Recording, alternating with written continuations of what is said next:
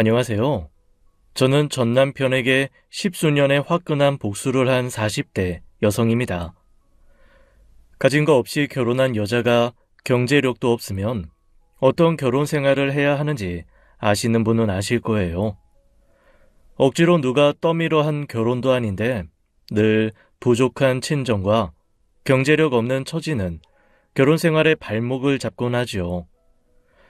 저 역시 내 편인 줄 알았던 남편이 남의 편이 되기까지 능력이 없다는 이유로 갖은 무시당하고 살아야 했습니다. 그럼에도 자식이 있어 이혼이 쉽지는 않더라고요. 나만 참으면, 내가 한 번만 더 참으면 된다는 생각으로 이어온 결혼 생활이에요. 그런 생활 끝에는 낙원이 없다는 사실을 뼈저리게 느끼고 여러분에게 지옥 탈출 이야기를 들려드리려 합니다. 저는 나이 30에 모아둔 돈 하나 없이 남편에게 의지한 결혼을 했어요. 오랜 직장 생활을 했지만 모은 돈이 없었던 건 집안 사정이 어려웠기 때문입니다. 가난은 대물림 된다고 하잖아요. 친과 외가 모두 형편이 여의찮으셨고 장남 장녀였던 부모님은 조부모님이 돌아가시기 전까지 물질적 지원을 해야 했어요. 그러다 보니 저희 남매 유년 시절도 늘 가난에 허덕여 살아야 했죠. 형편이 좀 나아진 후에도 그렇게 넉넉한 건 아니라 대학도 동생만 갈 수 있었습니다. 그게 억울하진 않았어요. 객관적으로 학창시절 성적이 좋았던 건 남동생이었고 그에 비해 저는 굳이 대학에 갈 실력도 대학 공부에 욕심이 있었던 것도 아니었으니까요. 그래서 고등학교 졸업하자마자 취직해 돈을 벌어 생활비를 보태고 남동생 학비를 지원했죠. 그 와중에도 내 앞가림은 해야겠다 싶어서 모아둔 돈은 엄마가 부동산 사기를 당하면서 메꿔야 했습니다. 그러니 임신 사실을 알았을 때 어린 나이도 아닌데 하늘이 무너질 듯 좌절해야 했죠. 당시 남자친구였던 남편은 임신 사실을 알고 바로 결혼하자고 하더라고요. 오빠, 나 지금 결혼할 형편은 안 돼. 오빠도 알잖아. 나 지금 모아둔 돈도 거의 없는 거. 그래서 그럼 아이를 안 낳겠다는 거야? 솔직히 말하면 그게 맞다고 생각해. 아이한테는 미안하지만 이런 형편에 결혼해서 아이를 키울 순 없어. 아정아, 너가 사치에 돈이 없는 것도 아니고 집안 형편 때문에 그런 걸 어떻게 하겠어. 돈이야 없을 때도 있고 있을 때도 있는 거야. 너가 모은 돈이 없어 싫었으면 내가 결혼 생각 있는 나이에 너를 만났겠어? 설마 넌 나를 가벼운 마음으로 만나려고 했던 거야? 아니, 그건 아니지만 결혼하더라도 적어도 몇천 정도는 모아서 가고 싶다는 거지. 이렇게 억지로 떠밀리듯 갑작스럽게 결혼하고 싶지 않아서. 그런 이유로 결혼하지 못한다는 건 납득할 수 없어. 난 아정이 너랑 결혼해서 우리 아이까지 책임질 거야. 그러면 너무 미안해서 그렇지. 오빠는 충분히 나보다 더 좋은 사람도 만날 수 있는데. 너 자꾸 그런 말 하면 오빠 화낸다. 제가 가진 게 하나도 없는데도 결혼을 밀어붙인 건 전 남편이었습니다. 전 그게 너무 미안하기도 하면서 너무 고마웠어요. 남편은 제 배경과 상관없이 저를 사랑해주는 참 좋은 사람이었습니다. 그러니 제가 그 상황에서도 무엇이든 갚을 생각으로 결혼하겠다 결심했겠죠. 하지만 결혼 생활은 생각지도 못하는 현실에 부딪히는 일이 너무 많았어요. 처음엔 다정하고 제 부모님을 자기 부모님처럼 생각하는 것 같았던 남편도 슬슬 친정을 무시하기 시작했죠. 친정은 받은 거 없이 결혼했으니 빈손으로 가는 게 당연했고 시댁에서도 따로 받은 게 없어도 제가 빈몸으로 결혼했으니 친정보다 더 챙겨야 했습니다. 남편이 자기 돈으로 시댁에 한우나 장어 세트 같은 걸 사가면 저도 화장품 살 돈을 아껴 모은 용돈으로 산 고기를 사가곤 했어요. 그런데 남편은 그마저도 못마땅해 하는 것 같았어요. 두 분이서 얼마나 드신다고 고기를 그렇게나 많이 사? 고기야 얼려두고 먹으면 되는 건데 이게 양이 얼마나 된다고. 적당히 해, 적당히. 어차피 장인어른이랑 장모님은 소고기도 자주 안 드시는데. 자주 안 드시니까 이럴 때라도 좀 사드리고 싶은 거지. 가끔 당신 하는 말 들으면 서운해. 우리 부모님은 소고기 안 먹고 살았으니까 평생 안 먹어도 된다는 거야? 왜 사람 말을 또 그렇게 꼬아서 들어? 그게 아니라 안 드시던 거 드시면 탈날 수도 있으니까 그런 거지. 장인어른 소고기보다 삼겹살 더 좋아하시는 거 아니야? 아이, 삼겹살에 소주 한잔 하시는 낙이라면서. 삼겹살도 싼 거 아니잖아. 이왕이면 좋아하시는 거 사다 드리는 게 낫지.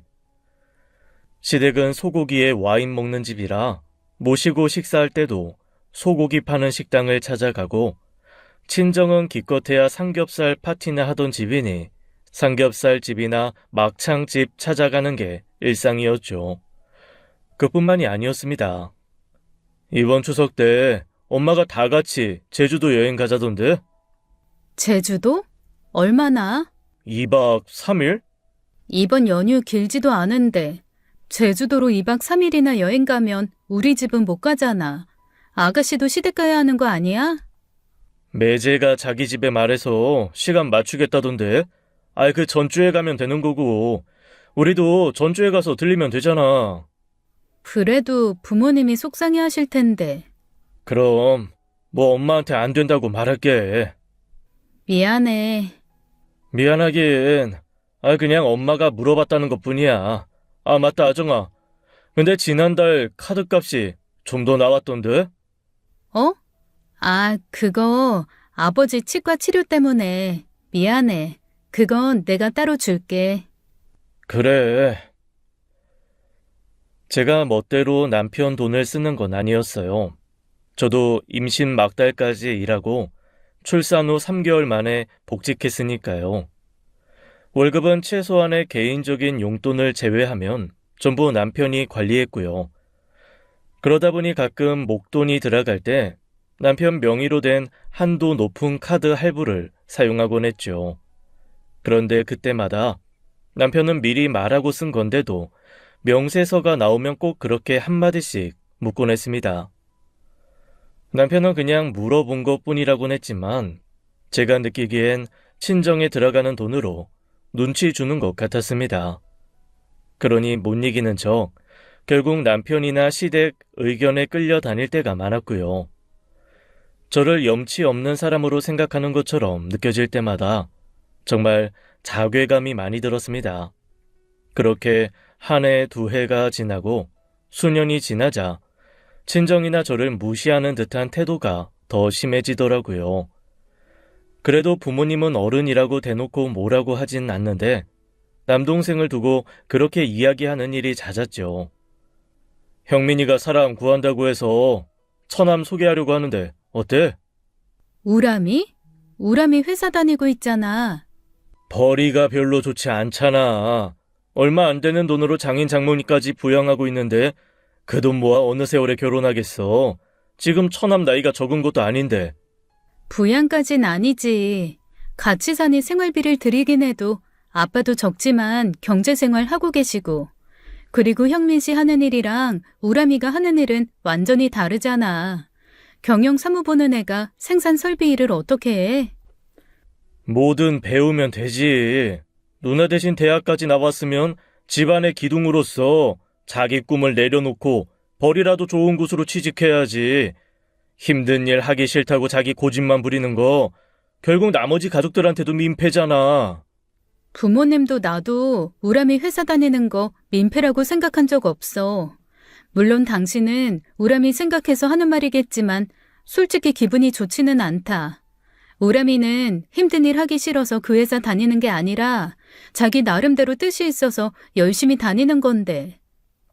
다 처남 위에 하는 말인데 그렇게 말하니 무슨 말을 못하겠다.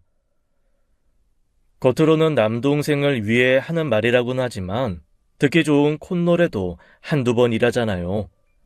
매번 누나 대신 대학 갔으면 더 좋은 회사 다녀 효도하고 보답해야 하는 거 아니냐고 하니 슬슬 화가 난 거예요. 사실 대학도 남편보다 더 좋은 대학을 나왔는데 그 대학 나와 그 정도 회사 다닐 거면 학비 반납해야 하는 거 아니냐고도 했었고요. 더 좋은 회사도 다녔었지만 뜻하는 바가 달라 지금의 회사로 옮긴 거였습니다. 벌이가 어떻다는 말을 한 적도 없는데 남편 혼자서 아마 그 정도 받을 거라고 하면서 제멋대로 무시하는 거예요. 남동생은 집안 형편에 어떻게 대학까지 나왔는지 알기에 돈도 허투루 쓰지 않고 저축도 많이 하는 걸로 알고 있었어요. 적어도 남편에게 그렇게 무시받을 수준까진 아니었다는 겁니다. 그러다 그 일로 크게 싸우게 된 게 남동생이 결혼할 때였어요. 만나는 애가 있는 줄은 알았지만 부담을 줄까봐 모른 채 했었는데 어느 날 결혼하겠다고 하더라고요. 집안도 괜찮고 여러모로 첫인상이 참 좋은 올케를 데려와 저도 부모님도 무척 흡족해 했죠. 그런데 함께 식사 자리를 다녀오는데 돌아오는 차 안에서 남편이 이상하게 아무 말도 없는 거예요. 혹시 그 자리에서 무슨 기분 나쁜 일이 있었나 싶어 눈치를 봐야 했죠. 그런데 아무것도 모르는 아들에게 말하듯이 그러는 겁니다. 연우야, 나중에 커서 결혼하거든. 적어도 비슷한 수준의 여자친구 데려와야 된다. 그게 무슨 말이야? 아니, 처남댁 이야기 들어보니까 처남 팔자 폈다 싶어서. 팔자가 피다니? 그냥 하는 소리야, 그냥. 장인어른 돈 한 푼 지원해줄 능력 안 되시고 처남도 그렇게 벌이가 좋은 것도 아닌데 잘 사는 여자 만나 결혼하니 지금보다 형편은 나아질 거 아니야. 나는 우리 연우 위에 돈도 많이 벌어두고 더 열심히 살 건데 연우가 나중에 한참 차이 나는 여자친구 데려와 결혼하겠다고 하면 속상하고 그럴 것 같아서. 지금 나 들으라는 소리야? 말했잖아. 그냥 하는 소리라고. 나야 괜찮지만 부모 마음은 다를 수 있는 거 아니야? 지금 나 들으라는 소리잖아. 집안 차이 나는 여자랑 결혼해서 당신 부모님 속상했겠다 싶어? 그리고 우람이 결혼 잘했다고 하면서도 은근히 우리 집 무시하는 거잖아, 지금. 그만해. 아니, 나 오늘은 그냥 못 넘어가겠어. 당신 이런 적 하루 이틀도 아니고 번번이 왜 자꾸 우리 부모님이랑 우람이 무시해? 나 없는 집 딸인 거, 나 그때 결혼할 형편 안 되는 거 당신 다 알고 결혼한 거잖아. 결혼 못 하겠다는 거 당신이 결혼하자고 해서 한 거 아니야? 야, 말은 바로 하자. 네가 진짜 결혼할 생각이 없었으면 내가 결혼하잔다고 했겠어? 너도 내가 결혼하자고 책임지겠다는 말 기다렸다가 얼씨구나 하고 잡은 거잖아. 아니? 나 정말 결혼 안 하려고 했어. 나도 내 처지 아니까. 그때 그 상황에 결혼은 진짜 아니다 했던 거라고. 당신이 그 뒤로 그렇게 사사건건 우리 집 무시할 줄 알았으면 내가 이 결혼 했겠어? 안 했으면 우리 연우가 세상에 있기나 하고. 여보! 당신도 연우도 나한테 고마워해야 돼. 나 아니었으면 당신 아들 연우 세상에 빛이나 받겠냐고. 해 듣잖아. 그전까진 순순히 남편 이야기를 들어주고 맞장구 쳐줬지만 정말 이건 아니다 싶더라고요. 그런데도 남편은 자존심에 사과는 하지 않고 결혼 전 일까지 들먹이며 아들 앞에서 해선 안 될 이야기까지 했죠. 그 순간 남편에게 얼마나 환멸이 나고 경멸스러웠는지 모릅니다. 다른 것도 아니고 그런 걸로 사람을 무시하는 것도 모자라 자기 자신을 변호하기 위해 아들에게 상처가 될 말도 서스럼 없이 했으니까요. 그때 아들이 5살이었고 잘 알지 못하는 나이라지만 부모의 분위기를 다 읽었을 거예요. 결혼 후 처음 해본 냉전이었고 결국 남편은 일주일 만에 자기가 말이 너무 심했다 사과하더라고요. 어설프고 어색한 상황을 모면하기 위한 사과였는데도 순순히 받아준 게 문제였습니다. 적어도 그 정도 했으면 다시는 그와 비슷한 문제를 일으키지 않겠거니 안일하게 생각한 거였어요. 그 뒤로 부부 관계가 전처럼 돌아가지 않더라고요. 그동안 쌓였던 불만이 터지자 남편의 말 한마디 한마디에도 예민하게 반응하게 되었죠. 남편은 번번이 그런 의미가 아니었다고 변명하며 저를 예민한 사람 취급했죠. 그동안 사실 벽이 있었는데도 제가 느끼지 못했는지 모르겠지만 부부 사이에 생긴 갈등의 벽은 쉽게 허물어지지 않았죠. 그러던 중 남동생에게 생각지도 못한 대박이 터진 겁니다. 어느 날 남동생이 만나자고 해서 아이 등원시키고 혼자 나간 적이 있어요. 올케랑 같이 올 줄 알았는데 그 자리엔 남동생만 왔더라고요. 뭐야? 올케는 안 왔어? 일이 있어서 누나랑 단둘이 하고 싶었던 말도 있고. 갑자기? 그냥 점심이나 먹자고 만나잔 거 아니었어?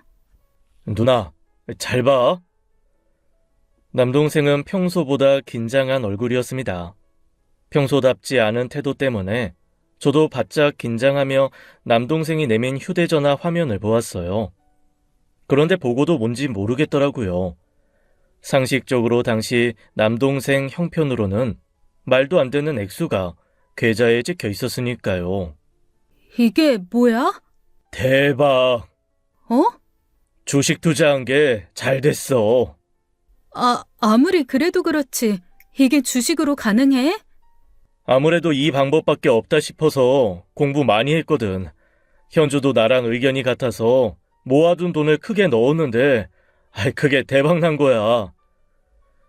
한창 난리 났던 그 화제의 미국 주식을 남동생 부부가 사두고 그야말로 인생 역전을 한 것이었죠.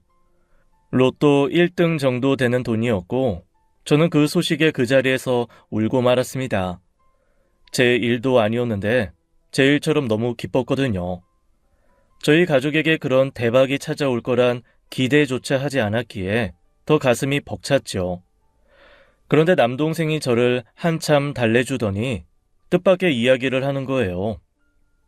그래서 누나한테도 좀 나누고 싶어. 나누다니. 아휴, 아니야, 됐어. 내가 그 돈을 왜 받아? 다른 사람은 몰라도 누나는 자격 있지. 누나가 나 때문에 대학도 못 가고 취직해서 번 돈 다 내 학비로 쓴 거 다 알아. 그때는 그냥 그게 내가 할 수 있는 일이었으니까 한 거야. 너한테 나중에 뭐 대단한 보답받겠다고 한 일도 아니고. 우람아, 신경 쓰지 마.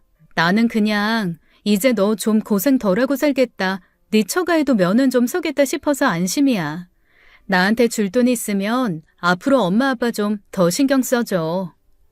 엄마 아빠 위에 쓸 돈은 남겨놨지. 현주랑 이야기 다 끝낸 거야. 너도 이제 가정이 있는데 가족 위해서 남겨둘 생각을 해야지. 아무리 올케가 허락한 일이라고 해도 뒀다가 가족 위해서 쓰는 게 맞아. 나는 누나가 매형한테 무시 좀 그만 받고 살았으면 좋겠어. 어? 다 알고 있어. 눈치 있는 사람이면 다 알지. 그동안 매형이 우리 집 형편 가지고 은근히 무시했던 거 다 알아. 누나 몰래 나한테도 정신 차리고 똑바로 살라는 말을 얼마나 많이 했는지 알아? 돈 가져가서 나도 친정에서 돈 가져왔다. 떵떵거리고 그렇게 살아, 어? 예상은 했지만 남동생 입에서 그런 이야기가 나오니 마음이 좋진 않았습니다. 하지만 그렇다고 그 돈을 넙죽 받을 명분은 없었어요. 단지 가족이라는 이유로, 대학을 보내줬다는 이유로 받기엔 너무 큰 돈을 주겠다고 했거든요. 한참 실랑이 하다 결국 제가 그랬습니다. 우람아, 그럼 그 돈 뒀다. 나 진짜 힘들 때 도저히 너 아니면 해결이 안 될 만큼 힘든 일이 생기면 그때 나 좀 도와줘. 지금 그렇게 큰 돈 필요도 없고 솔직히 네 매형이 그 돈 가져간다고 해서 달라질 사람도 아닌 것 같아. 내가 사람을 잘못 본 건지 돈으로 그렇게 바뀌는 모습 보면 그건 그거대로 정 떨어질 것 같고. 누나 진짜 말 안 듣는다. 아휴, 나 빚지고 사는 거 싫어하는 거 알잖아. 가족이라고 모른 채 하고 산 거 아니야. 어떻게든 갚겠다고 아둥바둥 하느라 늦어진 거지. 그럼 이거라도 가져가. 카드? 진짜 필요한 일 있으면 매형 눈치 보지 말고 쓰라고. 쓰는 거다. 나 볼 거야. 얼마나 쓰는지. 결국 그 일은 일단 남동생에게 카드 한 장을 받고 마무리 지은 일이었어요. 괜히 남편에게 말 꺼냈다간 덥석 받아오지 뭐했냐는 소리 할까봐 이야기하지 않았고요. 하지만 영원한 비밀은 없는 거죠. 남동생 부부와 부모님 집이 이사하면서 남편이 그 사실을 알게 되고 만 거예요. 당신 왜 말 안 했어? 뭘? 처남 주식으로 돈 생겼다며. 그 돈으로 집 평수 늘려 이사가고 장인어른 장모님 집도 사드렸다는데? 아, 어디 가서 돈 자랑하지 말라잖아. 우람이가 직접 한다고 해서 그냥 기다린 거야. 근데 당신한테는 뭐 없었어? 나한테? 아니, 당신이 처남 대학 위에 쓴 돈이 얼만데 당신도 처남 아니면 대졸 타이틀 가졌을 거고 누나가 자기 위해 희생한 게 얼만데 누나한테는 입 싹 닫고 끝난다는 거야? 그런 거 아니야. 우람이가 나도 좀 도와준다고 했는데 거절한 거지. 뭐? 지금 당신 그게 제정신이야? 준다는 돈을 왜 안 받아? 가서 다시 달라고 해. 가져오라고? 당장 그렇게 큰 돈 필요한 거 아니잖아. 우리 집도 세 식구 살기 충분하고. 나중에 정 형편이 힘들어지면 그때 좀 도와달라고 했어. 참나, 없으면 염치라도 있든가. 뭐? 아니 솔직히 당신 너무 염치가 없는 거 아니야? 맨몸으로 취집했으면 양심 있게 그때 못해온 거 가져와야지. 취집? 당신 지금 취집이라고 했어? 저는 그 말에 폭발하고 말았습니다. 취집은 남자 집에 빨대 꽂으려고 시집간 여자를 보고 비하하는 말이었거든요. 제가 진짜 시집 와서 남편 등에 빨대나 꽂고 살았으면 입이 10개라도 할 말이 없었어요. 돈 한 푼 없이 결혼했다고 다 취집인가요? 출산하고 3개월 쉰 거 말고 아이 초등학생 될 때까지 계속 일을 했고 맞벌이 하면서도 집안일이며 육아 전부 저 혼자 했어요. 그런데 취집이라니 정말 어처구니가 없었죠. 취집이 뭔지는 알고 하는 소리야? 내가 진짜 취집했으면 당신 벌어다 준 돈으로 백화점 쇼핑하고 우하나 떨고 살았겠지. 아등바등 맞벌이하며 당신이며 아버님 어머님 눈치 보면서 살았겠어?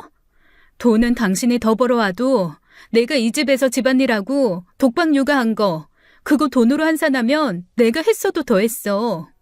그래도 아무것도 가진 거 없는 나랑 연우 책임져 주겠다는 그 마음 고마워서 묵묵히 한 거고. 근데 뭐? 취집?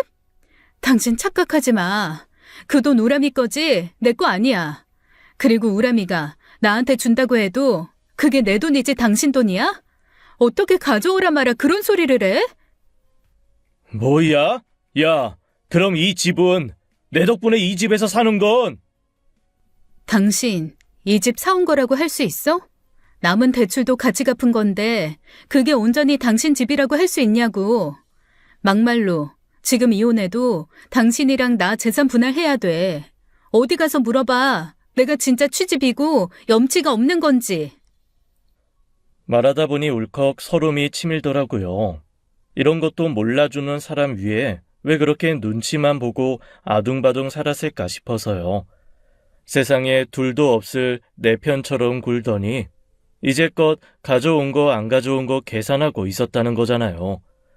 그 일로 정말 심각하게 이혼도 고민했습니다. 하지만 애 있는 부부가 어디 이혼이 쉽나요? 폭력이나 도박 문제였으면 2번 고민도 안 했겠지만 부부가 이 정도는 이겨내 보려고 노력해야 한다는 생각이 들어 쉽지 않더라고요. 그러던 중 정말 심각하게 이혼해야겠다 싶은 사건이 터진 겁니다. 남편이 제 명의로 신용대출을 받은 사실을 알게 된 거예요. 요즘은 모바일로도 쉽게 대출이 가능하잖아요. 제가 자는 사이 휴대폰을 썼는지 3천만 원이라는 큰 돈을 제 앞으로 대출을 받은 거예요. 저는 보이스피싱 같은 것에 당한 줄 알고 크게 놀라 은행에 연락하려 했는데 남편이 말리더군요. 하지마, 내가 한 거니까. 당신이 했다고? 당신이 내 명의로 대출을 받았다는 거야? 어, 왜? 당신 처남한테 돈 받아올 생각 없다며. 그래서 받은 거지. 뭐라고?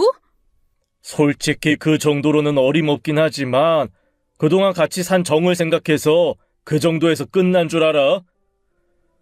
남편은 저와 상의도 없이 그렇게 어마어마한 일을 쳐놓고도 마치 인심이나 쓰는 것처럼 그러더군요. 너무 황당하고 기가 막혀 아무 말도 하지 못했어요. 순간 차라리 남동생에게 도와달라고 해서 남편이 해온 집값을 절반을 주고 생색이라도 낼까 싶더라고요. 하지만 솔직히 그러기엔 너무 아까웠습니다. 도저히 앞으로 함께 살고 싶다는 생각이 들지 않았으니까요. 3천만 원 신용대출로 매달 나가는 대출금이 상당히 부담스럽더라고요. 하지만 남동생에게 도움을 받자니 어쩐지 제 얼굴에 침 뱉기 같아 결국 말하지 못했어요. 이혼 서류를 뽑아놓고 남편 몰래 하루에도 매일 꺼냈다 넣었다 얼마나 고민이 되던지요. 지금 생각하면 고민할 거리도 아니었는데 막상 인생에 이혼이라는 타이틀을 달자니 그게 뭐라고 그렇게 고민이 되는 거예요. 거기다 아들이 아빠와 유대 관계가 있다 보니 쉽지 않은 면도 있었고요. 엄마, 아빠가 같이 고모 집에 가서 하준이랑 놀라는데 그래도 돼? 연우야, 연우는 고모 집에 가서 하준이랑 노는 거 좋아? 응. 왜? 재밌으니까. 하준이는 자기 장난감도 잘 빌려주고 재밌어. 그럼 만약에 하준이랑 같이 놀지 못하게 되면 어떨 것 같아? 슬퍼. 하준이랑 같이 놀고 싶은데 못 노니까 슬퍼. 자식이 뭔지 아이 아빠로선 흠이라고 할 만한 게 없다 보니 결정이 더 쉽지 않았죠. 차라리 더 어렸을 때면 저 혼자 독방 육아라 필요성도 못 느꼈을 텐데 아들이 좀 크고 나서 말도 잘 통하니 친해진 거거든요. 그렇게 이혼 생각만 하루 이틀 하다 보니 냉전인 상태로 한 달을 가게 된 겁니다. 그런데 그 후로 남편에게 부쩍 술과 담배 냄새가 나더라고요. 집에 오기 전에 늘 술을 마시는 것 같은데 그때는 부부 관계 때문에 속상해 그런 줄만 알았습니다. 그래도 부부 산 세월이 10년 가까이 되는데 그렇게 생각하니 또 짠하고 쓸데없는 연민도 들더군요. 그러던 어느 날이었어요. 남동생에게서 연락이 온 겁니다. 저는 남동생에게 연락받고서야 남편이 술과 담배를 가까이 하게 된 이유를 짐작할 수 있었죠. 누나, 요즘 매형이랑 괜찮아? 갑자기 왜? 이거 말해야 하나 말아야 하나 고민했는데 요즘 매형이 자꾸 연락해서. 연우 아빠가 너한테? 무슨 일로? 그게 주식하는 방법 좀 알려달라는데 내가 투자한 곳은 이미 고점이라 힘들고 앞으로 전망 높은 걸로 추천도 해달라고 하고. 너 돈 벌었단 소리 듣고 부러웠나 보다. 부러울 만도 하지. 그렇게 무시했던 처남이 투자 한 방에 자기보다 좋은 집 산다는데 배가 안 아프고 배기겠어? 그래서 알려줬어? 아니, 고민 좀 해본다고 했더니 매일 연락을 하네. 알려주는 건 문제가 안 되지만 혹시 나만 믿고 투자하다가 잘못되면 어쩌나 싶어서. 그렇지. 괜히 섣불리 알려줬다가 나중에 원망이라도 사면 큰일이고. 잘했어, 오라마. 앞으로도 적당히 핑계대고 연락 받지 마. 괜히 이런 일로 신경 쓰게 해서 미안하네. 남편이나 저나 투자에는 영 재능이 없습니다. 애초에 관심도 없고 그렇게 큰 돈을 투자할 여유도 배짱도 없었으니까요.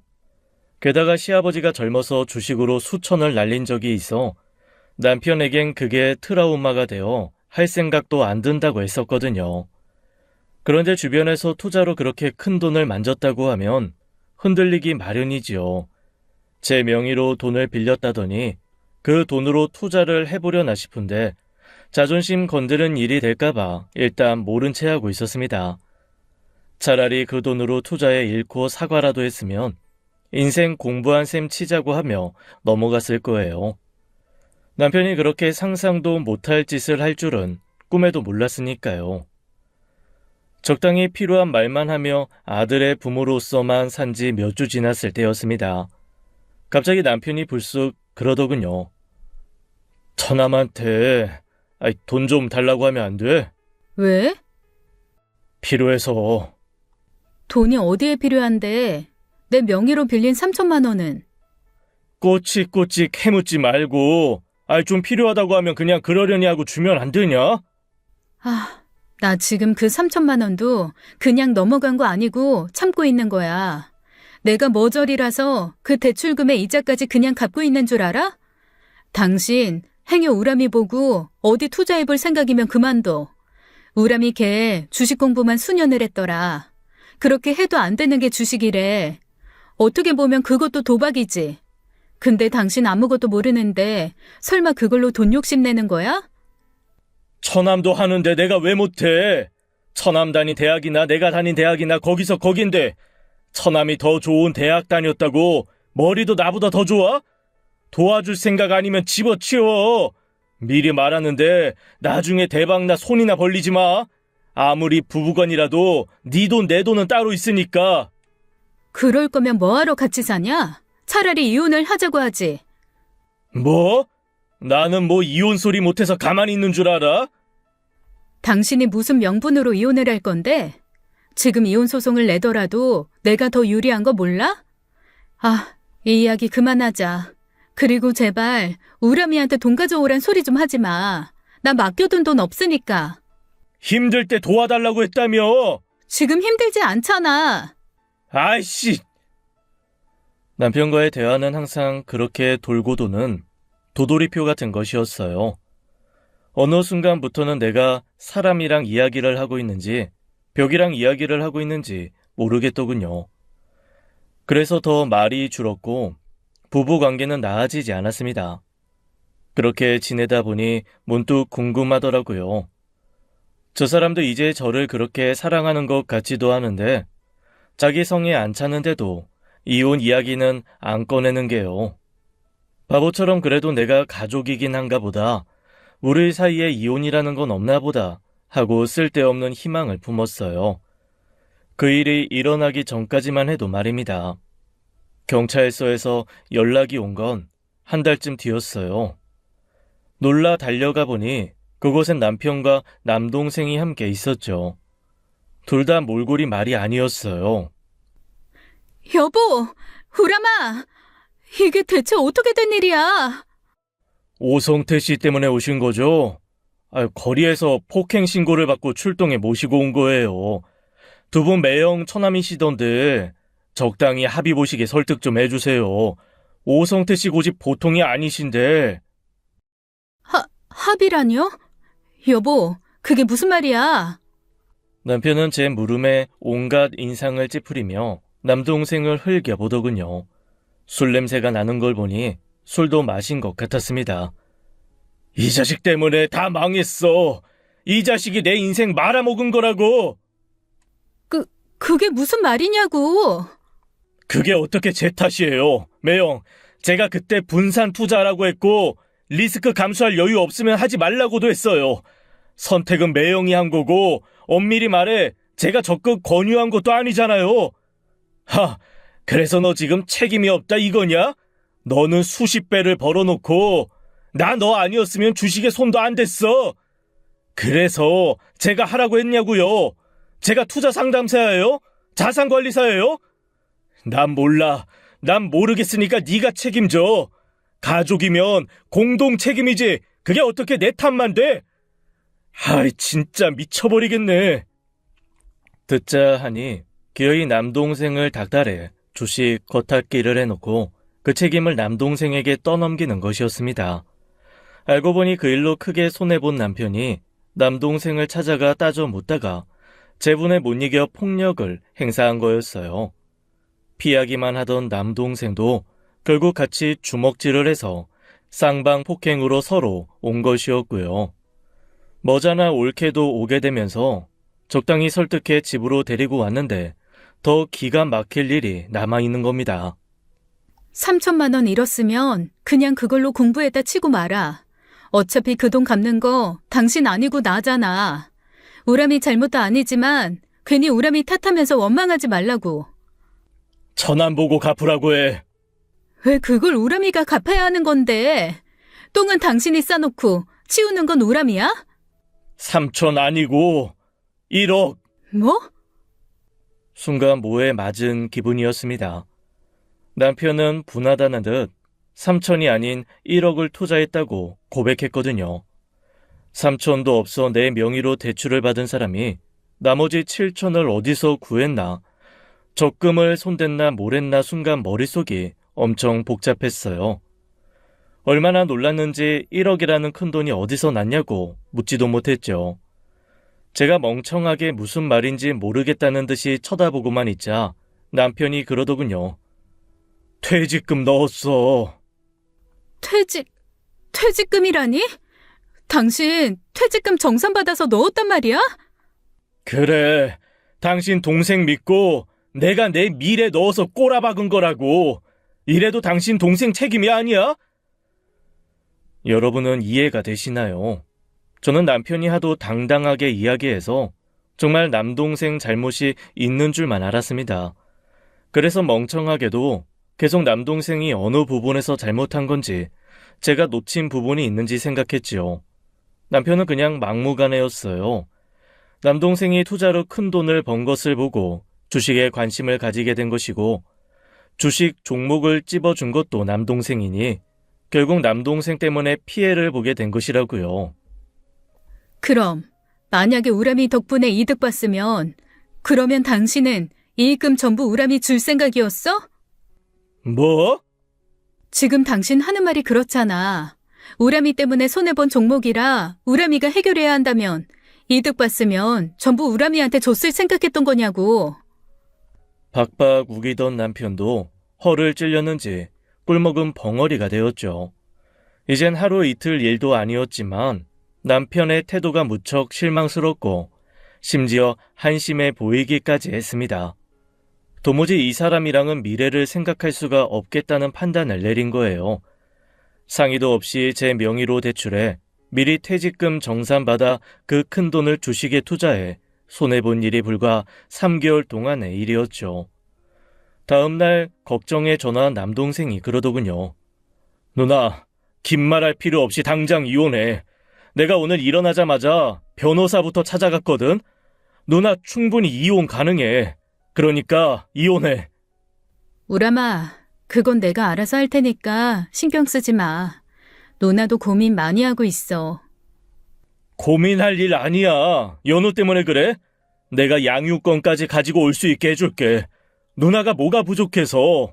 연우 양육권도 충분히 누나가 가지고 올 수 있어.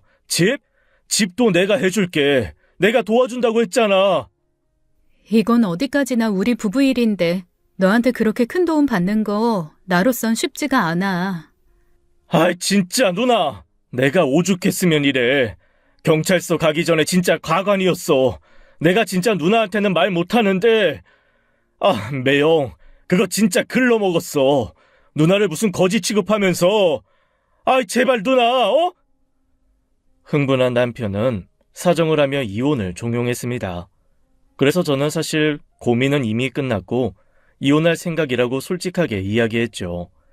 제 명의로 신용대출 받은 것과 퇴직금 정산을 한 것까지 포함해서 다요.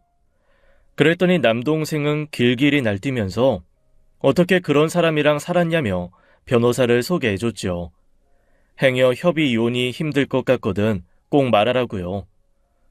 퇴근한 남편에게 저는 덤덤히 준비했던 이혼 서류를 건넸습니다. 이게 뭐야? 보면 몰라? 이혼해. 우리한테 지금 이보다 나은 미래는 없을 것 같아. 단물 다 빨아먹고 잘난 남동생 믿고 막 나가네. 뭐? 막말로 당신이 지금 처남 돈 믿는 게 아니면 나한테 감히 이혼하잔 이야기를 했겠어? 이혼하면 뭐 우람이 데리고 뭘 어떻게 살 건데? 양육비 그거 얼마 안 돼. 당신은 뭐 많이 벌어? 별 볼 일 없는 친정들아가 버는 족족이 부모 부양에 자식 양육까지 절대 안 했을걸? 남편은 너무 아무렇지 않은 얼굴로 저를 모욕하더군요. 남편 말도 일리가 있을지도 몰라요. 늘 나만 참으면 된다고 생각하고 살아왔으니까요. 하지만 그래서 뭐 라는 생각이 들더라고요. 그러든 말든 지금은 남동생이라는 든든한 뒷배가 있고 그래서 이런 선택을 할 수 있는데요. 그리고 솔직히 이 정도면 아무리 없이 살아도 이혼했을 거란 생각도 들었습니다. 일일이 반박하려다 그게 무슨 소용인가 싶어 그냥 한마디 했죠. 알아서 생각해. 나는 이미 결정했고 무슨 말을 해도 마음을 바꿀 생각은 없었어. 근데 당신 하는 말 들어보니 애초에 바뀔 일도 없었겠네. 그냥 도장 찍어줘. 당신이 정순순이 이혼 못하겠다고 하면 그 든든한 뒷배 이용해서 지저분한 법정 싸움도 생각 중이니까. 그렇게 이혼하게 된 거였어요. 물론 그 말을 듣고 순순히 해주겠다고 한 건 아니었습니다. 법정 싸움이라는 말을 듣고 미친 듯이 날뛰고 흥분하다가 물건을 집어던졌는데 제가 그걸 동영상으로 찍는 걸 보더니만 아차 싶었는지 그대로 집을 나갔거든요. 그러고도 몇 번이나 협박성 문자 메시지도 보냈죠. 다시 생각하는 게 좋을 거다. 네가 나 없이 살 수 있을 것 같냐? 연우도 안 내줄 거다. 평생 연우 얼굴 안 보고 싶냐? 그런 협박이요. 저는 다시 한번 양육권 싸움으로 얼굴 붉히며 애한테 상처 주는 일 없었으면 좋겠다고 답했죠. 남동생에게 이야기하니 실감이 안 나서 그러는 것 같다며 변호사 도움받아 이혼 소송장을 만들어 주더라고요. 그래서 그대로 남편에게 보냈죠. 순순히 이혼 합의서를 제출하지 않겠다면 소송장을 넣겠다고요. 자존심은 있는지 미안하단 사과는 끝끝내 하지 않았고 그렇게 허무하게 결혼 생활이 끝난 것이지요. 물론 재산 분할도 제대로 받아냈습니다. 주식으로 손해본 돈이 있다 보니 순순히 넘겨주지 않을 것 같았는데 명의 도용에 대출받은 걸 고발하겠다고 했더니 협조적으로 나왔죠. 협의 이혼이라도 그렇게 쉽지만은 않더라고요. 나라에서는 어떻게든 함께 살던 부부가 다시 생각할 수 있는 기회를 주고 또 주려고 했으니까요. 조정기간도 거치고 확정 기일까지 받아 비로소 자유가 되었을 때도 실감이 나지 않았죠. 누나, 이제 연우랑 누나만 생각하고 살아. 다시는 그런 양아치 같은 매형은 만나지 말고. 고마워, 우람아. 그냥 면목이 없어. 내가 이만한 집을 받아도 되나 싶고. 솔직히 집만 받은 게 아니라 네 덕분에 이혼한 거지. 이혼하기 전에 네 매형이 그러더라. 너 아니었으면 내가 감히 이혼 생각이나 했겠냐고. 솔직히 반은 맞는 말이라 반박은 못했어. 그 정도 문제가 터지면 어떻게든 했겠지만 이렇게 후련하게 나오긴 힘들었겠지. 나 위해서 20대 전부를 보낸 대가라고 생각해. 누나는 충분히 누릴 자격이 있으니까. 그래요, 형님. 저 우람 씨한테 형님 사정 듣고 얼마나 놀랐는지 몰라요. 제 친구가 이혼 전문 변호사라 들은 얘기들이 있는데 왜 그런 무시를 받고 사나 싶어서 들여다보면 알게 모르게 무시받으며 산 분들은 자기 판단이 힘들 만큼 내면이 무너져 있다고 하더라고요. 그래서 무시를 하는데도 그럴 수 있지 한다고요. 잘하셨어요. 그런 용기가 결국 더 나은 삶을 만든다니까요. 남동생 부부의 전폭적인 지지를 받으며 그렇게 싱글맘의 생활이 시작되었어요. 남동생 부부야 잘했다. 앞으로 더 반짝반짝한 미래가 있을 거다 했지만 부모님은 걱정이 많으셨죠. 항상 받은 것도 없이 잘난 사위 눈치만 보던 분이시라 잘했다 하시면서도 딸이 어떻게 애를 혼자 키우고 살까 싶으셨던 것이죠. 그래서 저는 더 잘 살아야 했습니다. 남편이 없어도 잘 살 수 있다는 모습을 보란듯이 보여줘야 했어요. 혼자서 잘할 수 있을까 싶었는데 저도 놀랄 만큼 어렵지 않더라고요. 집안일이야 원래 제가 하던 일이었고 오히려 챙길 사람 없이 아들만 챙기면 되니 여유가 생기더라고요. 연우 엄마, 아니 이혼한 사람이 얼굴이 그렇게 피면 어떡해? 그래도 너무 보기 좋다. 나 연우 엄마 알고 산 지 5년인데 이렇게 얼굴 좋은 거 처음 봐. 어머, 그래요? 여자들은 남편 없고 시댁 없으면 얼굴 핀다는 말이 딱 저한테 들어맞는 말인가 봐요. 부럽다, 부러워. 아유, 나는 뭐 이혼할 건덕지도 없고 이혼까진 바라지도 않아. 맞벌이에 아침 저녁으로 밥상 차리는 것만 아니어도 좋겠어. 다른 집 남편들은 아침도 알아서 먹고 저녁도 가끔 차려준다는데 우리 남편은 왜 그런지 모르겠어. 저도 남편 식성 안 맞춰서 식사 안 차려도 되는 게 참 편하더라고요. 무엇보다도 괜히 눈치 볼 대상이 없다 보니 늘 마음이 편했고 그때 만나는 사람마다 이혼하더니 왜 이렇게 얼굴이 폈냐고 놀라 물을 정도였어요. 번 돈도 고스란히 제가 다 관리하다 보니 오히려 생활비를 쓰고도 돈도 남았고요.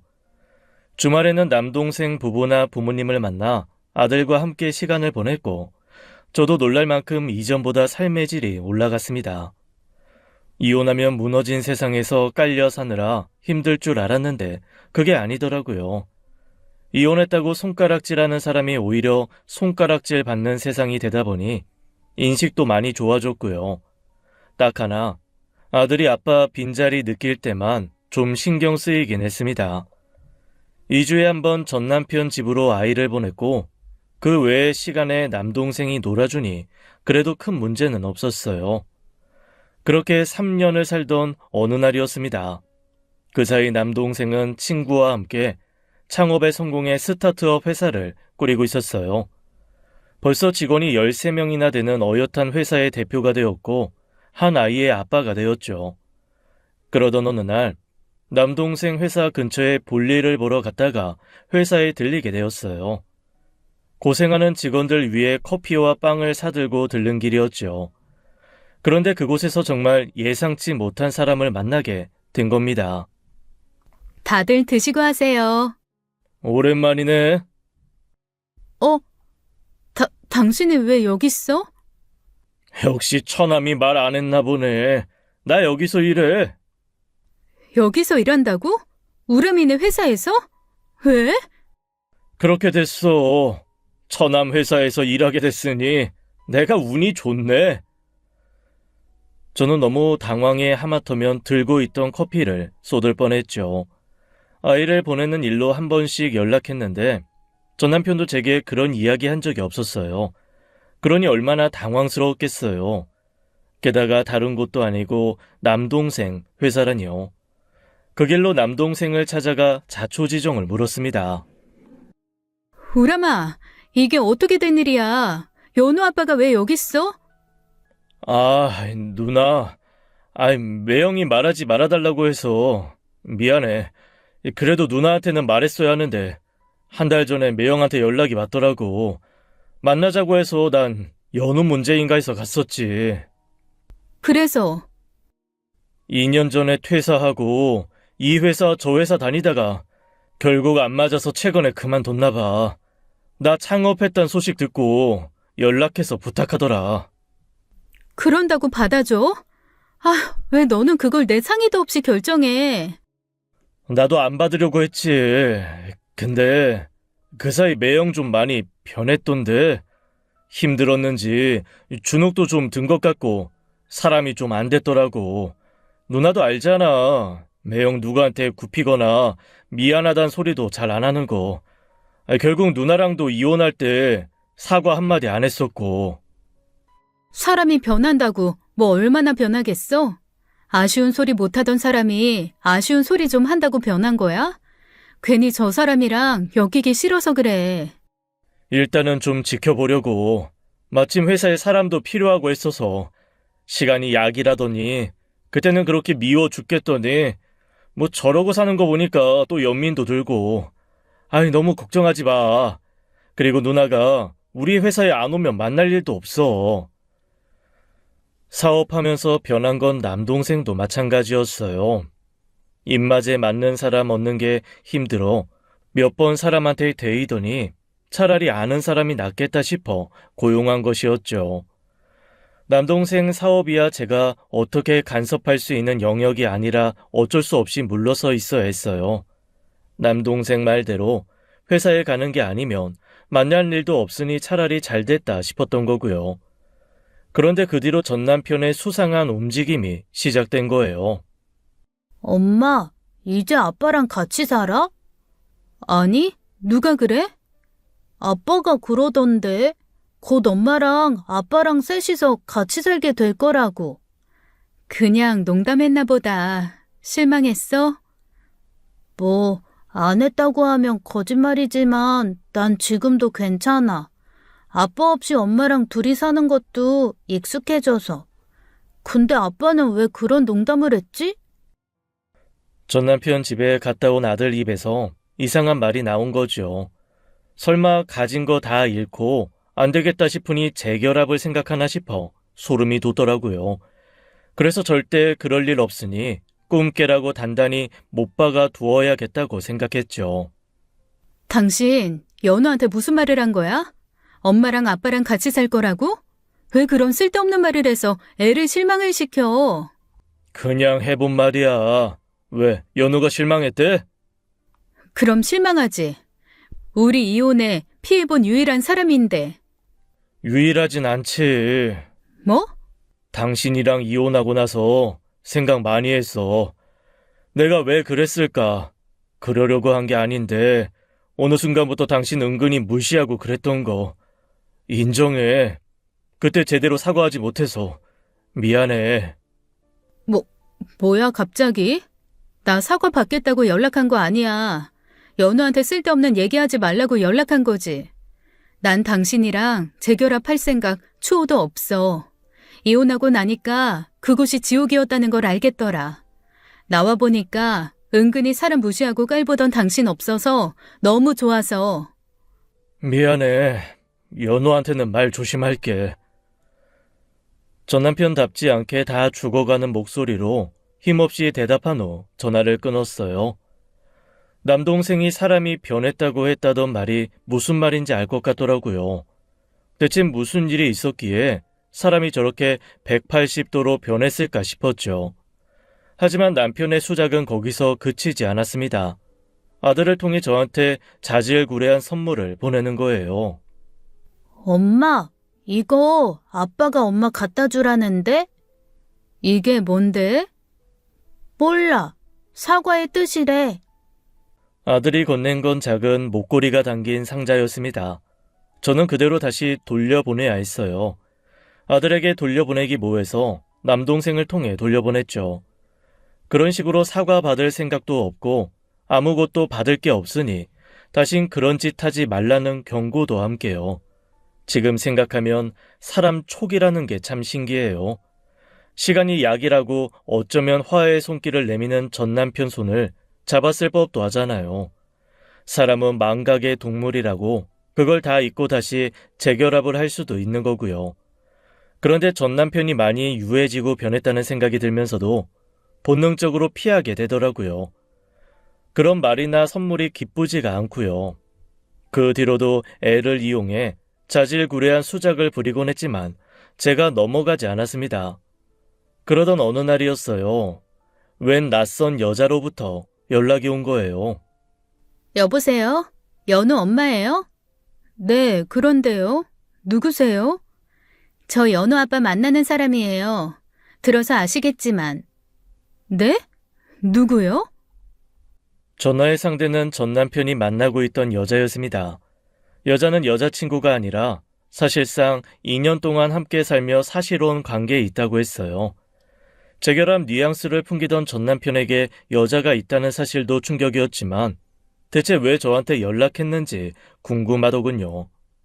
그래서 무슨 일로 연락했는데요? 제 번호는 어떻게 알았고요? 성태 씨 핸드폰에서 봤어요. 성태 씨는 계속 기다리라고만 하니까 답답해서요. 단도직입적으로 부탁 좀 드릴게요. 성태 씨한테 주기로 한 돈 좀 빨리 주시겠어요? 네? 돈이요? 무슨 돈이요? 무슨 돈이냐뇨. 애 키운다고 빌려간 2천만 원. 그거 준다고 해놓고 계속 미루고 있다면서요. 무슨 말도 안 되는. 돈 받아야 할 사람이 있으면 그건 저죠. 책정된 양육비 그까짓 거 얼마나 된다고. 그것도 빼먹은 게 몇 번이나 되는 사람인데. 2천만 원이요? 어이가 없네. 무슨 말이에요? 그쪽한테 2천만 원 받을 돈 있다고 해서 그 사람한테 돈 빌려준 건데. 저기요, 두 사람 간에 무슨 일이 있었는지 그건 제가 알 바가 아니고요. 저 그 사람이랑 금전적으로 엮인 거 이론 한 장도 없어요. 말했다시피 그 사람이 밀린 양육비를 받을 셈이면 모를까. 그거 신경도 안 쓰고 있었고요.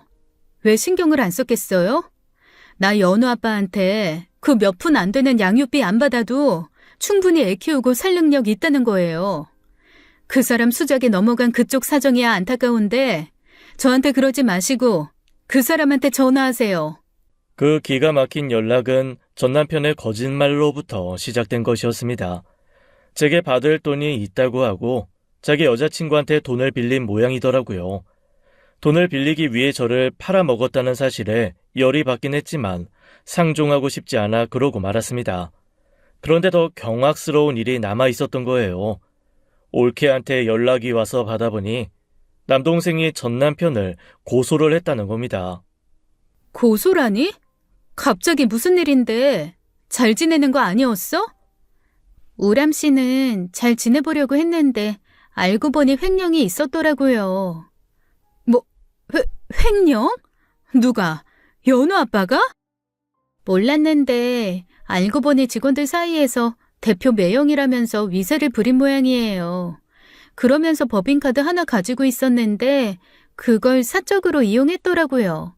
오람 씨도 한두 푼이면 그냥 조용히 퇴사시키고 끝냈을 텐데 그 짧은 기간에만 수백을 썼고요. 뭐 수백? 미친 거 아니야? 간도 크지? 안 걸릴 거라고 생각하고 썼대? 오람 씨 말로는 사정이 어려워서 그러니 예정을 봐서라도 좀 봐달라고 사정했다는데 사용 목록을 보니 술집에 드나든 부분도 있고 법인카드라 법적으로 해결하지 않으면 회사 입장에서도 문제가 되는 부분이라 안 되나 봐요. 개인카드를 썼어도 당연히 안 되는 일이지. 세상에 어이가 없어서 진짜. 저한테 은근히 빨대에 꼽아 사는 여자 취급하며 무시하더니 대놓고 전처의 남동생에게 빨대에 꼽으려 나타났다는 게 너무 없어 보이더라고요. 결혼 초까지만 해도 세상 다정하고 그만한 사람이 없다 싶었는데 대체 뭐가 그 사람을 그렇게 변하게 했나 싶어 기가 막혔죠.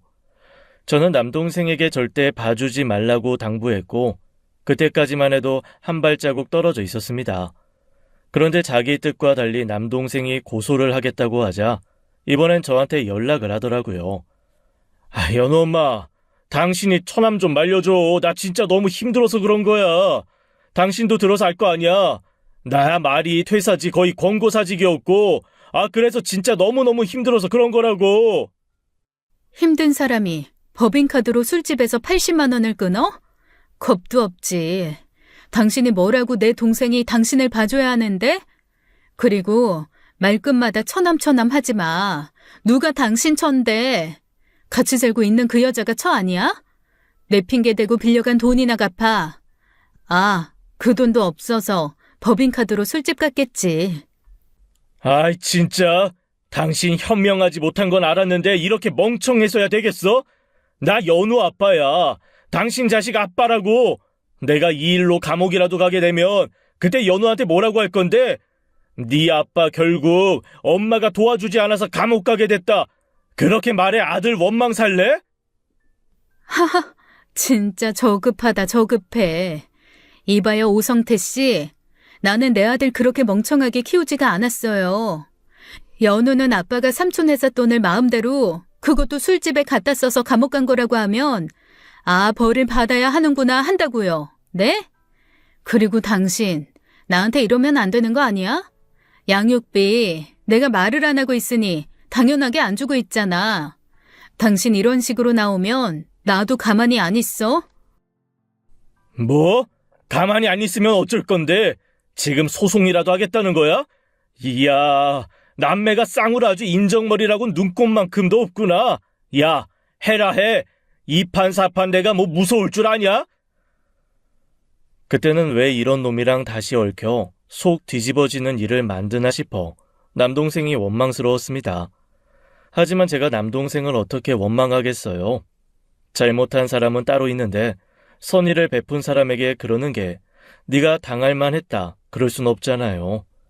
착한 사람 등 쳐먹는 사람이 나쁜 사람이지 착한 사람이 나쁜 사람이 될 순 없죠. 저는 남동생과 같은 시기에 양육비 청구 소송을 걸었습니다.